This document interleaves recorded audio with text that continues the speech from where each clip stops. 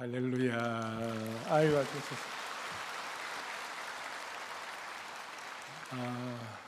주님만을 높여드립니다. 광복 81주년의 뜻깊은 주일날 여러분 아무도 그냥 돌아가지 마시기를 바랍니다. 오늘 말씀의 진가를 발견하기를 바라고 그 말씀을 통한 하나님의 깊은 심정을 깨닫는 영광스러운 주일 예배 될 줄로 믿습니다. 여러분 잘 아시는 대로 우리 광복은 우리나라 우리 실력으로 우리 힘으로 한 겁니까? 아니면 하나님의 특별한 섭리로 이루어진 겁니까? 맞습니다. 우리 선대 어른들 고생도 많이 했지만 그러나 하나님께서 이 민족을 불쌍히 여기셔갖고 광복에 특별한 축복을 하셨습니다. 그래서 그렇게 해주신 이유는 우리가 전 세계를 위하여 제사장 나라가 되고 전 세계를 위하여 하나님의 뜻을 펼치는 나라가 될 수 있도록 주님께서 우리에게 광복을 주신 줄로 믿습니다. 그런 차원에서 오늘 이 말씀이 죄로부터의 해방선언의 이 말씀, 로마서 강에 쭉 내려오는 말씀인데 이 말씀을 통하여 정말 말씀 자체가 우리에게 뭘 얘기하는가 여러분 깨닫는 그런 시간이 됐으면 좋겠습니다. 오늘 2부 예배 할렐루야. 오늘 22절 23절에 이렇게 설명을 합니다. 그러나 이제는 너희가 뭐로부터 해방되고요? 누구의 종이 되었어요? 하나님께 종이 되었다. 죄로부터 해방이 되고 하나님께 종이 되었다. 너무나 놀라운 말씀이에요. 그리고 이어서 그 결과로 오늘 23절 우리 합독을 했는데 23절은 이만큼 신앙인들은 다 암송하는 내용들이죠. 크게 우리가 선포하지요. 죄의 삭은 사망이요 하나님의 은사는 그리스도 예수 우리 주 안에 있는 영생이니라. 아멘. 이 말씀은 요한복음 3장 16절 우리가 다 잘 아는 성경에 제일 주제되는 그런 말씀이나 또 사도행전 16절에 주 예수를 믿으라 그리하면 너와 내 집이 구원을 받으리라 그런 말씀처럼 아주 그냥 탑 10 안에 들어가는 아주 그냥 특별한 말씀이라고 할 수 있습니다. 자, 죄의 삭은 뭐라고요? 사망이다. 그렇죠. 죄의 삭은 사망이죠. 죄의 삭은 죽음입니다. 창세기에 아담과 하와가 범죄하여 죄를 짓고 난 다음에 창세기 3장에 4장에 보면 처음으로 죄란 말이 나와요. 죄가 우리 문 앞에 있다는 말이 나와요. 그리고 4장에 가인이 범죄하여 아벨을 죽였어요. 그러니까 가인의 죄 때문에 아벨의 죽음이 온 것이에요. 그 다음에 여러분들 그 죄의 결과로 창세기에 보면 무슨 일이 벌어집니까? 노아의 홍수 시대에 사람들이 죄악에 관영해가지고 그 죄에 대한 홍수 심판을 받으니까 그 죄 때문에 생긴 그 벌로 수많은 시체들이 그 물 위에 둥둥둥둥 떠다니는 거예요. 출애굽할 때 애굽 사람들의 죄 때문에 애굽의 모든 장자들이 죽어나갈 때 죽음의 천사가 천사의 날갯짓을 사각사각 하면서 갈 때 집집마다 통곡의 소리가 나온 거예요. 우리가 잘 아는 대로 그야말로 죄의 삭은 사망인 것입니다. 자, 이게 슬픈 일이에요. 너무 이건 어떻게 할 수 없는 일이에요. 그런데 놀라운 일이 났어요. 죄의 삭은 사망이요 그 다음에 하나님의 은사는 그리스도 예수 우리 주 안에는 뭐예요? 영생이다. 이게 너무나 대조가 되는 것입니다. 여기 하나님의 은사라고 그랬을 때 우리가 이걸 잘 봐야 되는데 하나님의 은사란 말이 우리가 예를 들어서 뭐 성경에 성령의 은사할 때 무슨 뭐 방언의 은사다, 신유의 은사다, 뭐 영분별의 은사다 하는 그런 은사가 아니고 이 은사는 카리스마라는 뜻인데 카리스라는 하나님의 은혜, 하나님의 조건 없는 호의 이 카리스에서 나온 것인데 뜻이 뭐냐면 하나님의 은사라는 말은 하나님의 선물은 하나님 뭐라고요? 선물은 은사란 말이 다른 말로 바꾸면 선물이다. 그래 선물이란 말이 좀 더 정확하다고 말할 수가 있어요. 여러분 관주 성경 갖고 계시는 분들은 딱 밑에 오면 밑에 뭐라고 써놨어요? 은사, 선물 그런 거 안 써놨으면 하나님의 뭐예요? 선물은 우리 주 안에 있는 영생이다. 그러니까 오늘 죄로부터의 해방 선언의 총지배하게 되는 놀라운 선언인데, 그것이 뭐냐? 죄로부터의 해방을 총지배하는 무슨 선언이라고요? 선물이다. 여러분들이나 저는 지금 이게 복음을 받아들이고 예수님을 믿는다는 게 얼마나 기가 막히고 영광스러운 일인지, 이거는 설명할 수 없는, 소위 필설로 형용할 수 없는 하나님의 선물임을 믿어야만 하는 것이에요. 이 선물이라는 개념은 우리가 쟁취하는 것이 아니에요. 하나님의 특별한 거예요. 그리고 이것은 우리의 힘이나 능력으로 얻을 수 있는 것이에요. 이건 너무나 프라이슬리스, 값진 것이기 때문에. 그러니까 하나님은 우리의 이 죄의 삭슨, 사망의 문제를 해결하기 위하여 하나님은 어떻게 하셨는가? 예수는 우리가, 로마 4장 앞에 예수님은 우리가 범죄한 것 때문에 내어줌이 되셨다 그랬어요. 그러니까 내어줌이 되셔가지고 주님이 당하신 그 고난과 수치와 그 고통은 말로 알 수 없는, 그건 우리가 흔히들 적당히 얘기할 수 있는 것이 아니고, 이거는 우리가 감히 범접할 수 없는 놀라운 하나님이 값을 치르신 것이기 때문에 프라이슬리스한 것이기 때문에 이건 선물로 외에는 받을 수가 없는 것이. 그래서 기독교의 놀라운 신비는 우리가 하나님을 찾은 것이 아니라 하나님이 우리를 찾으셔갖고 선물로 주시는 것이에요. 많은 세상의 종교는 실적주의예요. 공로주의. 우리가 애를 쓰고 수고하고 땀 흘리고 우리가 찾고 공로 이렇게 하고 우리가 노력해가지고 우리가 최선을 다하니까 그거 보시고 하나님이 용서해 주시는 그런 게 아니에요. 죄의 삭은 사망인데 이 해결할 방도가 없는데 하나님의 선물은 예수님 안에 있는 영생이니라. 놀라운 것이에요. 많은 이방 종교와 기독교의 차이가 여기에 있는 거예요.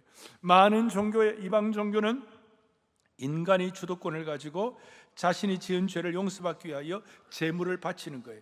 그래서 하나님을 움직이려고 하는 거예요. 그런데 기독교는 하나님께서 주도권을 가지시고 친히 아들을 제물로 준비하시고 성자 하나님이 직접 제물이 되어 주셔갖고 인간이 죄를 용서받게 하는, 소위 죄로부터 선물로 해방시켜 주신 주님을 찬양하는 것이에요.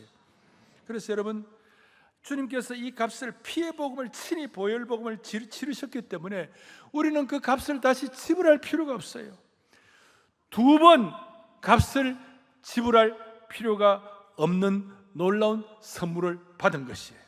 따라서 우리가 구원을 쟁취한 게 아니라 내가 구원을 얻은 사람이 되었어요. 구원을 쟁취한 것이 아니라 구원을 하나님의 선물로 받았어요. 또 내가 은혜를 붙잡은 사람이 아니라 내가 하나님의 은혜에 붙잡힌 사람이 된 것이에요. 이 선물을 바울이 받고 기가 막혀가지고 로마서를 쓰면서 나중에 고린도 교회를 향하여 내가 나이 된 것은, 오늘의 내가 있다면, 내가 오늘 살아있다면 내가 나이 된 것은 하나님의 은혜로 된 것이니, 다른 말로 하면 하나님의 은사로, 하나님의 선물로 된 것이니, 오늘 여러분 이 귀한 선물을 주신 주님을 찬양합니다. 오늘 이 예배에 오신 분들 눈을 또록또록 해가지고 내가 받은 이 하나님의 선물이 얼마나 귀한 것인가를 깨달아야만 하는 것입니다. 왜냐하면 예수 믿고 신앙생활 오래 하다 보면 우리도 모르게 종교 매너리즘에 빠져요. 그냥 종교인이 되는 거예요. 십자가 그냥 십자가 그냥 보고 그냥 이렇게 그냥 익숙한 종교 지식으로 끝나는 거예요.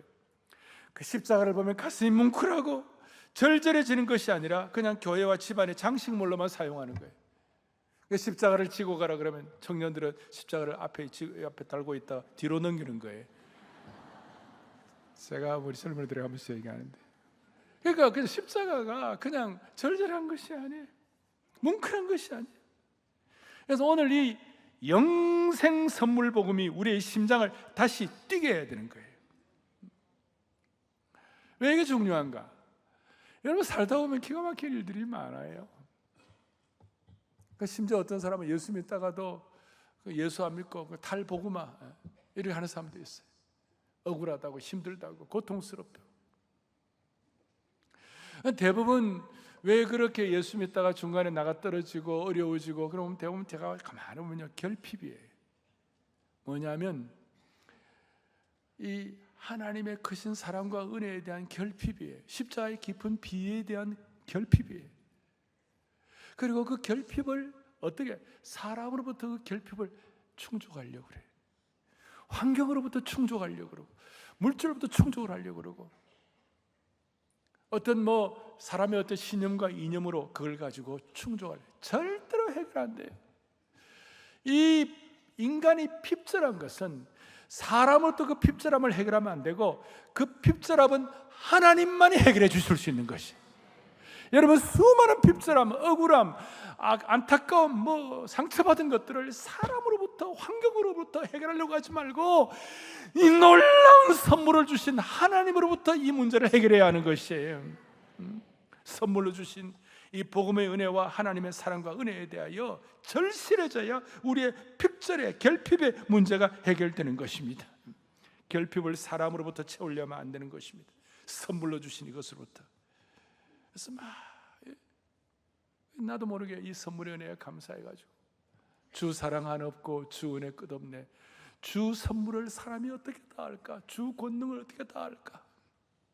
자다가도 벌떡 일어나 감사하고. 여러분들 인생에 복잡한 거 있든 수많은 아픔이 있든 간에 그 핍절을 사람이나 환경이나 물질을 갖고 신념을 갖고 해결하지 말고 선물로, 놀라운 선물로 주신 하나님의 은혜를 통하여 해결해야 할 줄로 믿습니다. 제가 유럽의 여러 나라들과 미국을 가보니까 세상에 프랑스 대혁명의 잘못된 인본주의의 여진으로 유럽의 탈복음화 현상, 유럽의 이 복음이 약화되어 버리니까 7, 8월에는요 교회가 문을 닫았어. 목사님들이 휴가야. 7, 8월에 교회를 안 해. 그러니까 우리 이민자들은, 거기 가시고 교포들은 7, 8월 어떻게 할 수가 없는 거예요. 여러분 여름에도 아무리 휴가를 하더라도 매주일마다 교회에 나와가지고 주님 앞에 예배드리고 하나님의 놀라운 선물인, 그런데 이 선물은 그리스도 안에 있는 영생이니라. 아시겠죠? 예수 믿는 자에게 주시는 영생이란 말이에요. 예수 믿는 자에게 주시는 풍성한 삶이란 말이에요. 예수 믿는 자에게 주시는 결핍을 해결하는 길인데 그 결핍을 사람끼리 해결하고 바캉스가 해결하고, 여러분 파리의 7, 8월은 누구만 있느냐? 파리의 개들하고 한국 사람들하고 여행하고 있다고 그러는 거예요. 그런데 그게 아니라 매주일마다 예배를 드리면서 이 놀라운 하나님의 선물을 우리가 기억하고 감사하고 그렇게 해야 되는데, 세상에 영국에 가니까 영국의 뮤지엄 꼭대기에 무지개 깃발을 달아놨어. 영국의 시청 위에다가 무지개 동성애 깃발을 달아놨어. 영국의 학교 위에도 달아놨어. 독일도 마찬가지고 오스트리아 마찬가지고 가는 곳마다. 여러분 유럽이 진짜 어려워졌어.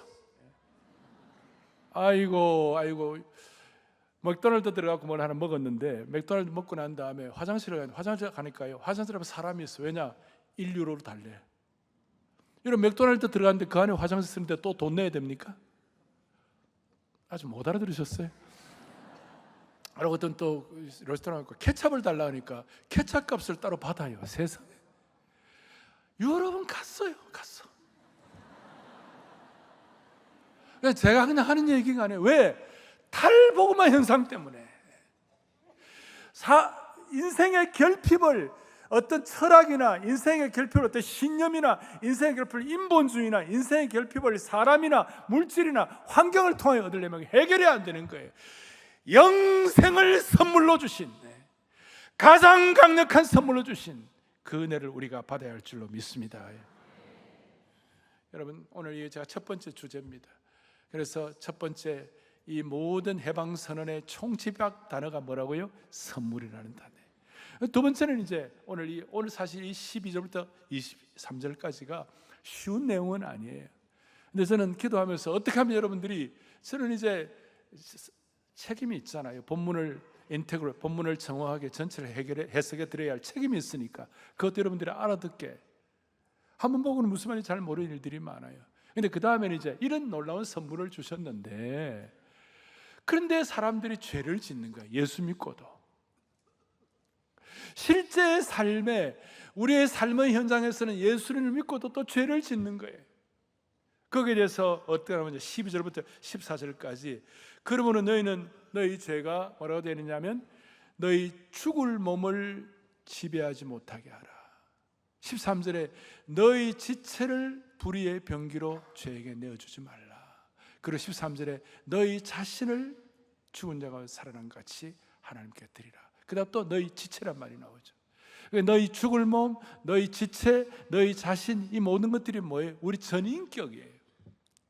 우리의 전인격이라면 우리의 눈, 코, 귀, 입, 말, 행동, 손발 이 전체를 우리가 의의 병기로, 불의의 병기가 아니라 의의 병기로, 죄의 종이 아니라 순종 예수님의 종으로, 그리고 의의 병기로 우리가 사용을 해야 되는데, 문제는 우리가 이 죄를 지으면 우리가 이런 우리의 삶의 전인격을 가지고 은혜를 받아도 죄를 짓는 경우에, 그러니까 죄를 지을 때 나타나는 두 가지 큰 현상이 있으니 그 두 가지 큰 현상을 명심을 하고 죄를 지을 때마다 그 두 가지 현상을 생각을 하고 죄를 주님 앞에 자백하고 자신을 깨끗이 하면서 우리가 남은 생애를 주님의 주재권을 인정하면서 살아가라, 그 뜻이에요.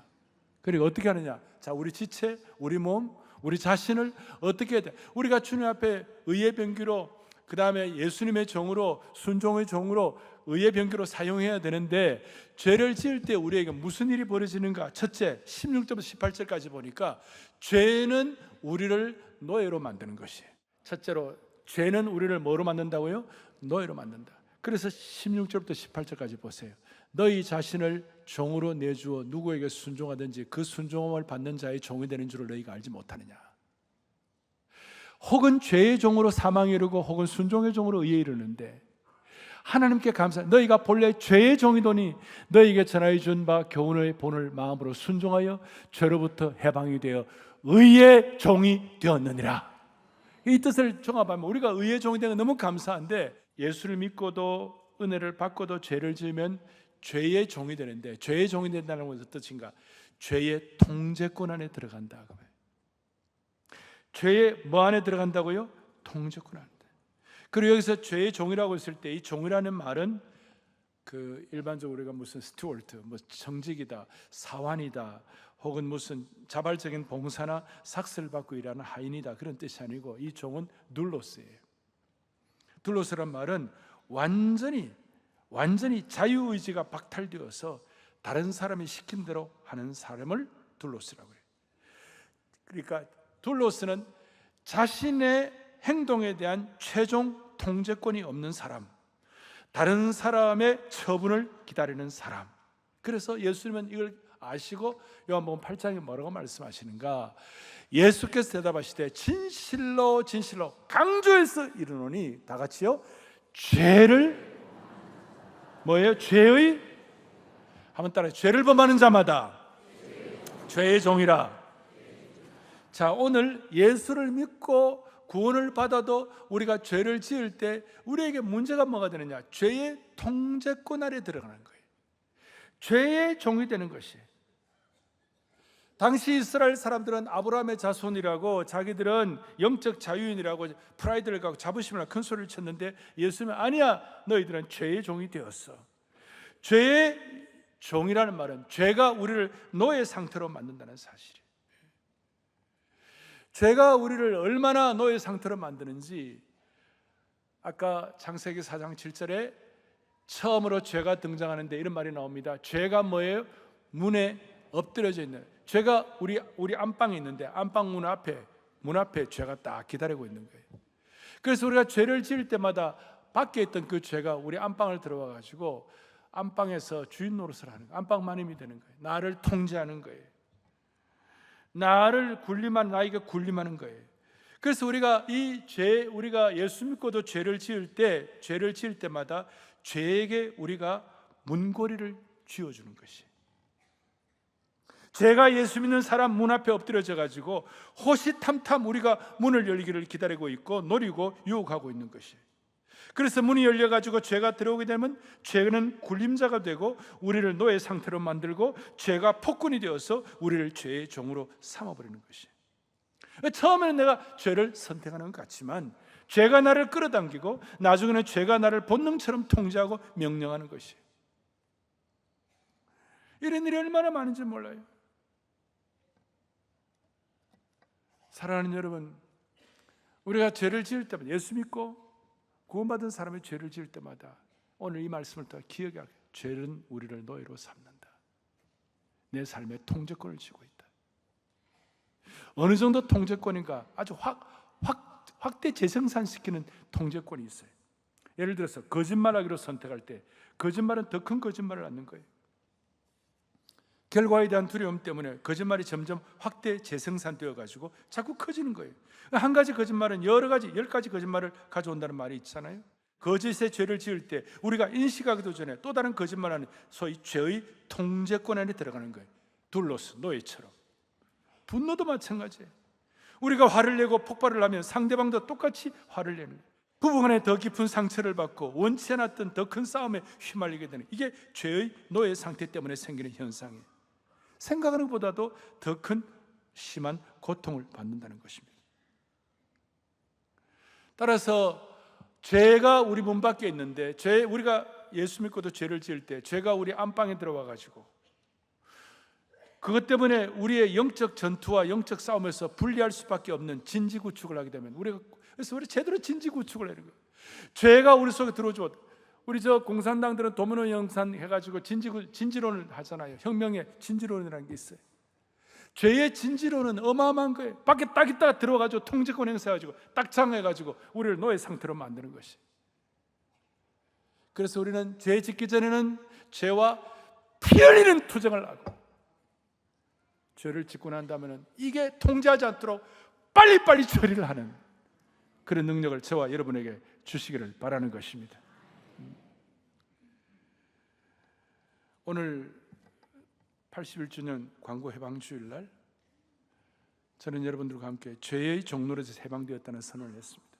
우리는 죄의 종이 아니라 누구의 종입니까? 예수님의 종이다. 오늘 이 주일 누가 우리를 통제하는가? 아니, 나는 누구의 종인가? 거기에 따라서 인생은 완전히 달라지는 역사가 일어나는 것입니다. 오늘 이 시간 죄가 우리를 통제하는 것이 아니라, 우리가 죄의 노예가 아니라, 죄의 둘로스가 아니라 우리가 예수님의 종, 의의 종, 의의 병기가 되기를 축원합니다. 축원합니다.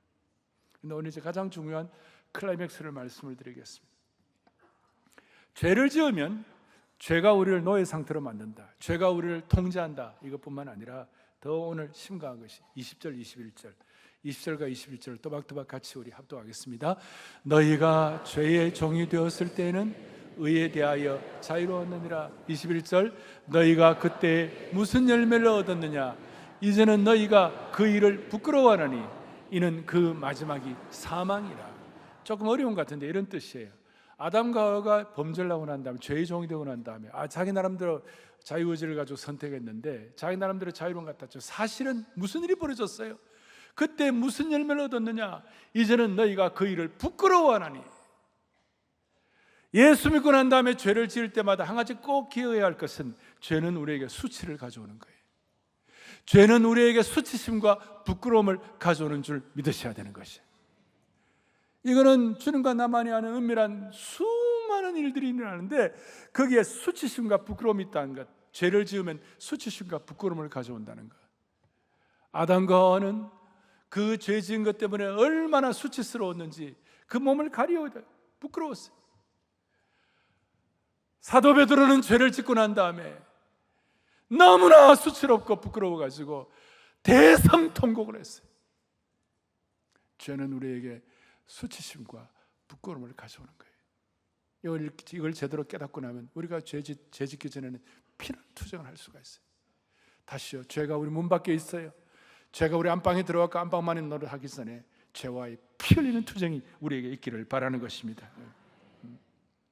자, 이제 중요한 것은 그리스도인이 죄를 지은데 수치심을 느끼는 것은 자연스러운 거예요. 왜냐하면 죄는 실제로 부끄러운 것이기 때문에. 다윗이 범죄하고 난 다음에 세상 사람들은 몰라도 내가 하나님 앞에서만 범죄하였나이다. 주님과 나만이 아는 은밀한 아픔이 있는 거예요. 그러나 영생을 선물로 받은 그리스도인은 죄로 인한 수치심이 우리를 도피나 절망으로 끌고 가는 것이 아니라, 오히려 이 은혜를 받은 사람들은 그 수치가 오히려 회개와 십자가의 은혜로 이어져야만 하는 것이에요. 그래서 오늘 해방주일에 가장 중요한 것은 그리스도인에게는 수치심이 죄로 인한 마지막 수순이 되어서는 안 돼요. 여러분의 생애가 수치심으로 끝나면 안 된다니까요. 왜냐하면 우리의 생애에 수치스러움과 부끄러움이 있지만 수치와 부끄러움이 우리의 생애의 끝이 아닌 이유가 뭐냐? 살아계신 주님께서 우리를 위하여 온갖 수치를 다 당해주셨기 때문에 그런 것이에요. 예수님께서 우리의 수치를 다 대신해 주셨기 때문에. 여러분, 이 땅에 십자가와 같은 그런 수치가 어디 있습니까? 십자가에 예수님께서 벌거벗기시고 조롱당하시고 침뱉음을 당하시고 창으로 찔리시고 공개 처형을 당하시고 창자가 터져나오는 수치를 당하셨어요. 예수님이 그 수치를 당하셨기 때문에 그리스도인에게 죄로 인한 수치심은 십자가 앞으로 달려갈 수 있는 계기가 되어야만 하는 것입니다. 우리는 죄 때문에 수치스러워 숨을 사람이 아니라 우리는 죄를 자백하고 처리하는 그리스도인이 되어야만 하는 것이에요. 만일 우리가 우리의 죄를 수치 때문에 우리 죄를 자백하면 선물로 주신 하나님 은혜 때문에 우리를 깨끗하게 하실 것이요, 나 속죄함을 받은 후 한없는 그 은혜가 얼마나 큰지. 그래서 오늘 사랑의 교회 모든 성도들은 죄로 인한 수치심이 복음으로 재해석을 해야만 하는 것입니다. 여러분, 탕자의 비유에서 돌아온 탕자가 수치스러워가지고 나는 아버지의 일꾼이라 칭함받는 것도 할 수가 없다고, 나는 아니라고, 너무 부끄럽다고. 여러분, 그게 끝이 아니에요. 그 멀리 도망가가지고 돼지 쥐염염을 먹는 그 수치 가운데 그 수치로 끝나지 아니하고 그 수치심과 그 아픔이 아버지께로 돌아가는 계기가 된 것처럼, 만약에 그 수치심이 하나님께로 도망치고 끝나버린다면 그건 파괴가 되지만, 그 수치심이 나를 하나님께로 돌아가게 하면 그 수치심이 회개의 문이 열리는 것입니다. 따라서 제가 오늘 좀 정리를 했습니다. 이 세상의 수치심은 숨고 도망가라고 말하는 거예요. 그러나 복음은 영생을 선물로 받고 빛으로 나오라고 말하는 줄 믿습니다. 이 세상의 수치심은 너는 이제 끝났다고 말하는 거예요. 이 세상은 그렇잖아요. 100번 잘하고 한 번 잘못하면 끝이에요. 그러나 복음은 다시 하면 그리스도의 피가 다시 너를 살릴 거라고 말씀하시는 거예요. 이 세상의 수치심은 하나님은 너를 멀리 하신다고 말합니다. 그러나 복음은 아버지는 아직도 거리가 먼데 너를 보고 달려오신다고 말하고, 그러니 때를 따라 돕는 은혜의 보좌 앞에, 선물로 주신 그 은혜의 보좌 앞에 나아가는 은혜가 있기를 바라는 것입니다. 따라서 그리스도인은 수치가 사라진 뒤에 회복이 시작되는 것이 아니라 수치를 안고 아버지께로 돌아갈 때 회복이 시작되는 것입니다. 오늘 이 은혜가 여러분에게 넘치면 우리의 마음속에 아무리 어려워도 The best is yet to come, 아직 인생의 최선은 오지 않았다, 이런 믿으시기 바랍니다. 저도 아직 제 인생의 최선이 오지 않았다고 저는 믿고 있어요. 우리는 언젠가 주님 만날 그날이 우리의 인생의 최고의 시간이 되는 것이에요. 그리고 여러분들의 인생의 클라이맥스가 언제일까요? 40대? 50대? 잘 나갈 때? 주님 앞에서는 그날이 인생의 클라이맥스가 되어야 되는 것이에요. 모든 수치와 부끄러움을 다 처리하시는 그날. 다시요, 그리스도인은 수치가 사라진 뒤에 회복이 시작되는 것이 아니라 수치를 안고 아버지께로 돌아갈 때 시작되는, 그때에 성령께서 우리에게 영감을 주시는데, 내가 수치스러웠지만 이제 남은 인생을 어떻게 하면 하나님께 더 쓰임받고 어떻게 하나님 더 사랑하고 하나님을 더 기뻐하실까. 제가 오늘 이제 말씀을 정리하면서 한두 가지 적용을 하겠습니다. 제가 오늘 해방주일날 제가 어떻게 우리 성도들이 오늘 이날 좀 하나님이 주신 은혜와 좀 뜻깊은 시간을 가질 수 있을 것인가. 여기 나이 드신 어른들이나 부모님들 세대는 이 피해 복음과 보혈 복음과 수치를 극복하는 복음과 통제권 노예 상태의 이 인생을 해결시켜주는, 핍절함을 해결시키는 이 해방선언의 이 복음의 깊이를, 실적주의가 아니라 공로주의가 아니라 하나님이 먼저 찾아오신 이 복음의 신비를 여러분 자녀들에게 알려주는 그 역할을 남들에게 맡기지 마시고 여러분들이 그 특권을 누리시기 바랍니다. 믿음의 세대 계승을, 해방선언을, 죄의, 우리 자녀들이 평생에 갖고 있는 원죄의 죄 해방선언을 여러분들이 역할을 감당하시길 바랍니다. 어떤 지방에 계시는 장로님이 서울에 있는 손주 셋이 있는데 그 손주에게 내가 손주들에게 제일 잘해줄 게 뭐냐 생각하다가 매주일마다 카톡으로 이 퀴즈, 성경 퀴즈 문제를 내야 되겠다. 그리고 그 퀴즈 문제를 맞추면 계좌이체를 해야 되겠다. 아이들은 계좌이체 때문에 뛰어드는데 수년간 한 줄도 빠지지 않고 아이들에게 퀴즈를 내는 것입니다. 주로 어떻게 되느냐? 본인이 나가는 교회 담임 목사님이 주일 설교에 하셨던 그 내용을 본인이 소화시켜 가지고 그걸 퀴즈 문제로 만들어갖고 퀴즈를 내는. 그거 답할 수 있겠습니까? 아이들이 잘 못하죠. 근데 요즘은 이런 하면 챗GPT가 다 답을 해줘요. 그렇기 때문에 영상으로 직접 챗GPT 못 보게 하고 딱 그렇게 수년 동안 아이들하고 있는데 그게 할아버지로서 손주에게 해주는 최고의 선물이 되었다고. 다시 여러분, 이 복음의 깊이를 여러분들이 자녀들에게 믿음의 세대 계승할 수 있는 특권을 갖기를 바랍니다. 그 다음에 복음의 역사를 가르치시고, 그 다음에 한국교회 역사를 가르치시고, 그 다음에 세계 선교의 역사를 가르치시고, 사랑의 교회 역사도 가르치는 은혜가 있기를 원하는 것입니다. 이게 너무 중요한 거예요. 그래서 해방선언의 이 참 복음을 우리 가족들과 자녀들에게 가르치자. 예를 들어서 다음 주일날 퀴즈 문제는 뭐냐? 죄의 삭선 사망인데 하나님의 선물은 뭔지 알아? 딱. 그리고 죄를 지으면 두 가지가 있는데 하나는 통제권이 살아 종이 되고 또 하나는 뭐예요? 수치심이 있다. 이거 알아? 그것도 답을 또 내고 이렇게 하면 여러분들이 우선권을 갖고 있는 거예요 지금. 또 하나는 뭐냐면 우리의 삶의 통제권을 우리가 죄의 통제권이 아니라 해방 선언이 되어 가지고 하나님께 우리가 삶의 통제권을 드리게 되면 우리는 굉장히 자유함을 갖게 되는 거예요. 자유스러워지는 거예요. 진정한 자유를 갖게 되는 거예요. 무슨 뜻인가 하면 제가 지난 5월 달에 제자올린 세미나 미국 갔다가 미국 캘리포니아의 얼바인에서 애나임이라는 곳까지 한 20마일쯤 되는데 거기 이제 어떤 목사님, 부목사님 한 분이 근데 오늘 목사님 한번 경험 한번 하십시다. 뭔데 하니까 얼바인에서 애나임까지 20마일쯤 되는 그 길을 한 32km 자율 주행을 하도록 하겠습니다. 그러면서 이 친구가 뭡니까? 목사님이 그냥 운전을 딱 안 하고 맡겨버리고 나는 옆에 앉아있는데 내가 깜짝 놀란 거예요. 야 괜찮나? 갑자기 서면 어떡하냐? 내 옆에서 너 끼어들면 어떡하냐? 레인 체인지는 어떻게 할 거야? 막 했는데 목사님 걱정하지 마세요. 그래서 내가 봤어요. 보니까 하나도 문제 없이 32km를 그냥 쭉 가고 교회에다가 딱 데려다 주더라고요. 야, 이거 새로운 세상이 왔네.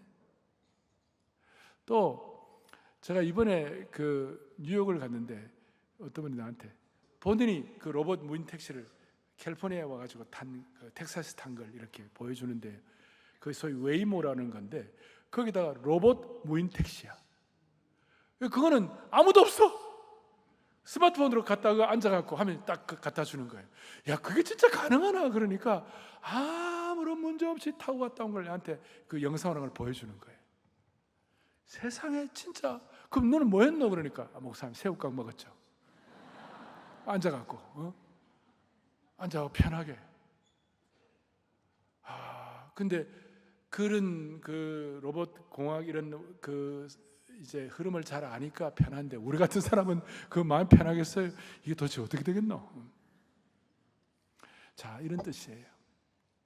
우리는 삶의 통제권을 주님께 드린다고 하면서도 내 삶의 통제권을 주님께 드리질 않아요. 입술로는 주님 나를 인도해 달라고 하면서도 여전히 내 손은 내 운전대를 내가 막 쥐고 있는 거예요. 주님 뜻대로 하면 주님의 뜻대로 하옵소서 하면서도 내 뜻이 꺾일까 봐 두려워하고 있는 거예요. 입술로는 주님만이 나의 주인이라고 찬양하면서도 실제 삶에서는 우리 세상 그냥 흐름으로 사는 거예요. 여러분, 우리는 진정한 그리스도인의 이 해방 선언은 내 삶의 통제권을 주님께 드릴 때 받는 축복을 받아야만 되는 것이. 문제는 차가 없거나 길이 없거나 주님이 계시지 않는 게 아니고, 문제는 우리가 운전석에서 내려오지를 않는 거예요. 우리가. 그래서 오늘 주님의 저는 그래서 테슬라가 보면서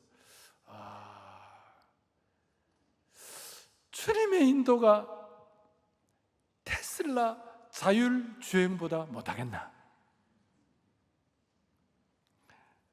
다시 물을게요. 예. 여러분, 테슬라의 인도가 또 웨이모 그 무인 로봇 저기 뭡니까 택시가 그게 주님의 인도보다 더 하겠습니까? 못 하겠습니까? 대답도 그냥 메리메리하죠, 그죠? 다 크게 대답하세요. 여러분, 주님의 인도가 테슬라 자율주행보다 못 하겠습니까?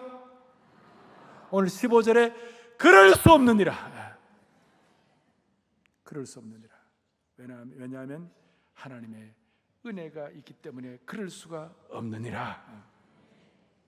그래서 여러분, 주님께 통제권을 드리는 것이 진정한 해방 선언인 거예요.